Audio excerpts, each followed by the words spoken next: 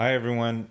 Uh, this is your boy Zach, and this is like a mirror universe episode of Star Trek Discovery. I'm recording this in the morning and sober. So last night I went to go see Captain Marvel, and then had to get to the liquor store before to get the Maker's Mark because that's the best way to watch Star Trek Discovery. Although I've grown to pretty much, really like the show a lot. But, well, season two I like a lot. Season one's pretty hard to get through. But this episode was the worst one. And weirdly enough, I think it was the longest of season two. One of the things I really like about Star Trek Discovery is that they vary the lengths of the episodes wildly to fit the amount of story. The problem is that there's a whole bunch of behind the scenes shenanigans going on with constant hirings and firings and budget snafus. So the thing that I sold my buddy to when I got into this, like last month, is I said it's like a big budget movie every week. It's insane. I don't know how they do it, and the way they do it is they don't do it. They spend 90% of their budget on the first three episodes, and this one was so cheap. This one was basically, it seemed to be on the level of an episode of STNG. And they went to one outdoor location, a rock quarry, and then they just stayed there. And that was like basically the entire planet. It was some rock quarry in Nova Scotia or wherever they filmed. It was not exactly a bottle episode. A bottle episode is when it takes place entirely on the ship on already built sets. But yeah, so this is a very soap opera one. I'm fine with the soap opera aspects of Star Trek Discovery, but the revelations just weren't that good. So the big mystery between Burnham and Spock as children is that they got into an argument and one of them ran away into the woods. That was it. The mystery about Spock's insanity is that the Red Angel has given him. He's basically unstuck in time in his mind, and for a logical person, remembering the future is really going to mess with them. Although I kind of feel like if anyone could handle it, he could. But then he's mostly fine in this episode. We find out, surprising to absolutely no one, that he did not kill three people at the Starfleet Medical Center, but he just did some nerve pinches and strikes on arteries and just knocked them out. Pretty predictable. The guy playing Spock is good. I think the thing I like most about him is he really matches Sarek. That was one of the things that I liked about the original series is Spock and Sarek, they actually looked like father and son. And while I'm not saying that the guy who plays Sarek in Star Trek Discovery looks exactly like the guy who plays his son, but they have very, very similar voices and acting styles, so it really ties that together. That being said, they keep having these flashbacks to Spock as a kid, and they pick this kid who's like this Charlie Brown kid with like a perfectly round head and like a little stick neck, and then they put a Vulcan wig on him. And I never think kids are good actors. They just aren't. But I'm literally laughing every time this kid is on screen. Like, he looks like he was drawn by Charles Schultz. The girl who plays younger Burnham is actually okay, and when they give her a Vulcan wig, it kind of looks not ridiculous, but yeah, most of this stuff is just very, very silly. So the other storyline is they reworked the original pilot for the the original series, and they worked aspects of that in with Captain Pike and the Telosians and a woman whose name I forget. But I don't know. Like they at the beginning they did a little preview of that episode, and it's just, I don't know. I mean, it's fine for like, back in the 90s, I remember Star Trek novels were huge. Oh my gosh, they were huge sellers. So if you want to do like a Star Trek Discovery novel and do that, I guess that's fine. But it seemed like, first of all, the aliens looked silly, like really silly. And they looked almost, to me, almost exactly as the ones from, whatever, 60 years ago. So that was weird because I thought the whole thing about Discovery is everything had to look, significantly different. And these guys look basically the same. There's also the thing where Star Trek, or the Section 31 is so fascistic and malevolent that it feels like this, whatever, is the Kelvin timeline. Really, it's the prime, but the prime is the Kelvin, right? But it feels as bad as the Mirror Universe. We have a Mirror Universe captain, Giorgio, basically just acting like a supervillain. And Section 31 is, it's like the Soviet Union in the 50s and 60s. Like, I guess the Mirror Universe was worse than this universe, but this universe seems not ideal at all. It's not idyllic. It's not hopeful. It's still very dark and oppressive. So they're still kind of in the Mirror Universe. So what's the point? We get some stuff with Dr. Cobra, who has come back to life, but is not liking it. I'm actually really into Cobra. So Cobra, when at first, I haven't seen him barely anything in season 1. I'm only up to like episode 4 or 5.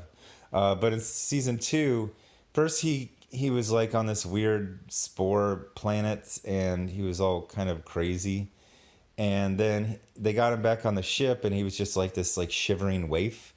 But now he's getting back into, I guess, like his mainstream personality, at least after this huge change of dying and coming back to life. And he's very, very angry. He's angry at Voke, Ash Tyler, for murdering him. But he's also very, very angry at Stamets, who is understandably but selfishly just like, hey, you're back. Let's have dinner together. And Culver's just like, I died and I'm back to life and nothing is normal. No, I don't want to have couscous with you. Like, I need to figure this out. There's a good scene where, and by the way, it's the guy who plays Culber. He's badass. He's like in awesome shape, and he gets in a fight, and it feels like a real fight. Like, his acting skills are awesome, especially in kind of like that more aggressive stuff. Which is weird because, 2 episodes he was like this damsel in distress, like being cuddled in Stamets' arms. But he basically, goes, finds him on the playground, and he's like, yo, we got beef. And then Saru, who used to be like really passive and beta, he made it through now he's a Chad. So, it's Starfleet, so it's like everyone's just staring. It's like somebody's going to stop this fight. It's very unprofessional, in a military environment. But Saru, since he's kind of like he's yoked now, he's just like, let them fight. They need to do it. To which later Pike is like, I understand it, but this is Starfleet and it's a professional environment, so let's not have fist fights in the lunchroom again. But it's basically a good bit. I'm really liking Ash Tyler. When they brought him back, I heard about his silly season 1 storyline of being transformed into a Vulcan. I was like, what? No, just bring it back for like 1 or 2 episodes and they get rid of him. But the actor is really good. And he's got an interesting thing. He's got kind of like this heavy heart. He's like, well, I know Section 31 does all kind of shady stuff, but that's my job. And, it is kind of a necessary evil. He seems to be like the most pure of people at Section 31.